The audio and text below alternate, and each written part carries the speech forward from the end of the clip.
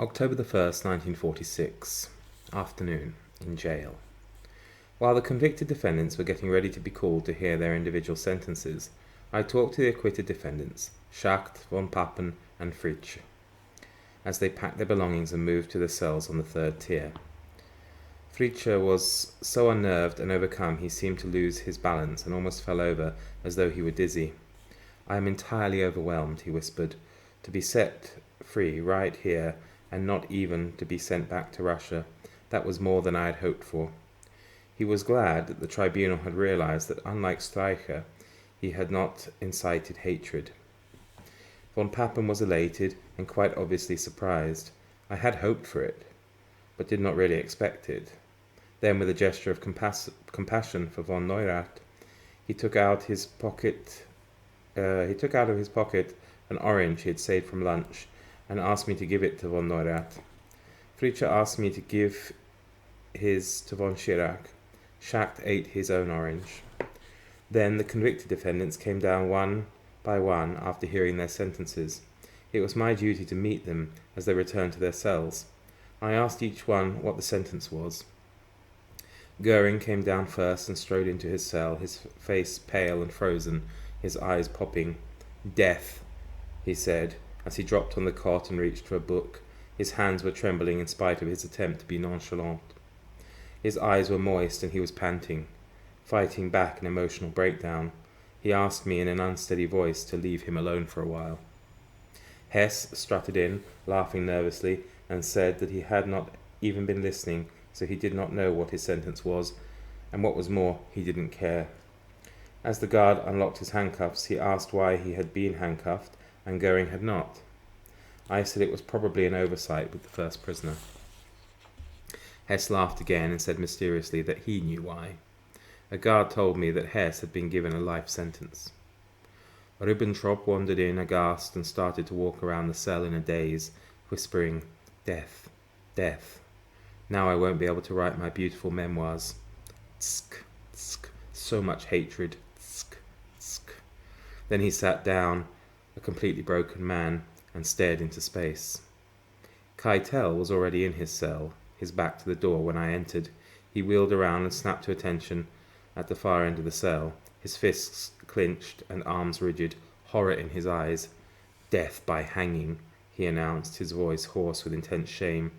That, at least, I thought I would be spared. I don't blame you for standing at a distance from a man sentenced to death by hanging. I understand that perfectly, but I am still the same as before.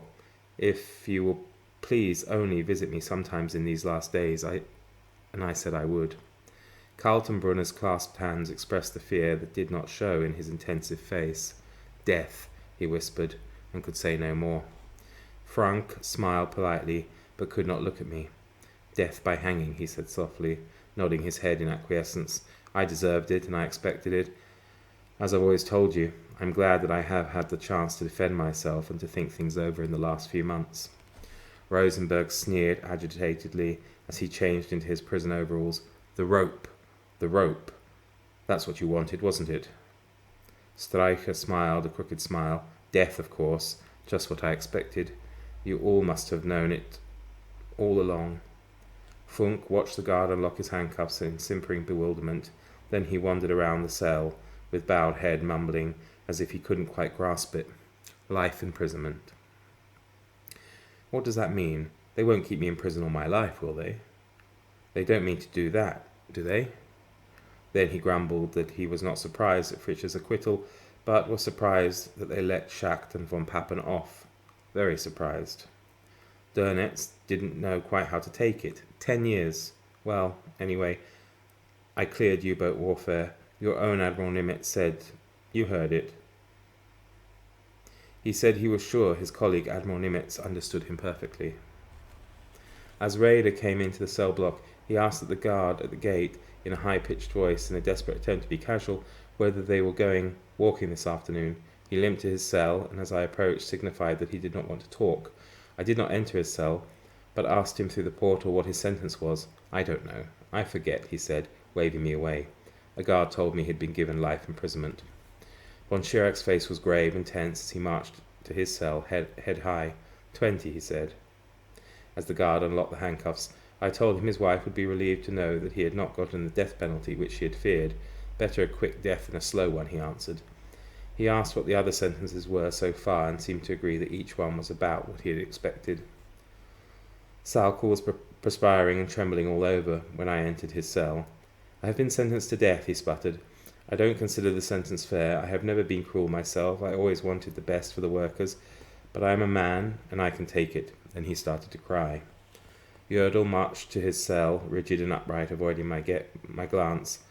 After he had been unhandcuffed and faced me in his cell, he hesitated a few seconds, as if he could not get the words out. His face was spotted red with vascular tension. Death by hanging. That, at least, I do not deserve. The death part, all right. Somebody has to stand for the responsibility, but that, his mouth quivered and his voice choked for the first time. That I did not deserve. Cess Inkart smiled, but the crack in his voice belied the casualness of his words. Death by hanging. He smiled again and shrugged his shoulders. Well, in view of the whole situation, I never expected anything different. It's all right. He asked if they would still get tobacco, then apologized for being so trivial at a time like this. Speer laughed nervously. 20 years. Well, that's fair enough. They couldn't have given me a lighter sentence, considering the facts, and I can't complain. I said the sentences must be severe, and I admitted my share of the guilt, so it would be ridiculous if I complained about the punishment, but I am surprised that Fritzsche got off. Von Neurath stammered 15 years. He could hardly talk, but was touched by von Pappen's orange. Frick shrugged, callous to the end. Hanging. I didn't expect anything different. He asked about the others, and I told him there were 11 death sentences, including his own. So 11 death sentences. I figured 14. Well, I hope they get it over with fast. When Goering collected himself enough to talk, he said that he had naturally expected the death penalty and was glad he had not gotten a life sentence, because those who are sentenced to life imprisonment never become martyrs. But there wasn't any of the old confident bravado in his voice. Goering seems to realize, at last, that there is nothing funny about death when you're the one who is going to die. So hello everyone, welcome to Book Time with Elvis with me, Mark, and another instalment of Off the Shelf. And today's choice is The Nuremberg Diary by G.M. Gilbert. This is a book I've had for a good number of years, possibly maybe 20 years even, and it's a fascinating read, absolutely fascinating. Anyone who's interested in psychology or the Second World War, history in general, I thoroughly recommend you checking this out. It is the diary of the US Army psychologist. I should check that, really. Probably says on the back. Psychologist. And he spent a lot of time with all the primary defendants in the Nuremberg trials after the Second World War, and he got to know them, and he records it all in his diary here. What you heard there was towards the end of the book when the sentences were handed out and the reactions of the prisoners to their sentences. Let me just read the back of the book to you and see if it's something you might like. In August 1945, Great Britain, France, and the USSR and the United States established a tribunal at Nuremberg to try military and civilian leaders of the Nazi regime for the plotting of aggressive warfare, the extermination of civilian populations, the widespread use of slave labour, the looting of occupied territories, and the maltreatment and murder of prisoners of war. G.M. Gilbert, this chap here, was the prison psychologist before and during the Nuremberg trial, which convened in November 1945, and the author of Psychology of Dictatorship. He had an unrivaled first-hand opportunity to watch and question the Nazi war criminals. With scientific dispassion, he encouraged Goering, Speer, Hess, Ribbentrop, Frank, Gödel, Keitel, Streicher, and the others to reveal their innermost thoughts. In the process, Gilbert exposed what motivated them to create the distorted Aryan utopia and the nightmarish worlds of Auschwitz, Dachau, and Buchenwald. Nuremberg Diary displays the grandiose posturing of Reichsmarschall and Luftwaffe Chief Goering, the amnesia of Deputy Führer Hess, the outright admission of guilt by Reichsminister of Armaments Speer, and the barbaric obsessions of Streicher, the editor of the Nazis' anti-Semitic mouthpiece, Der Stürmer.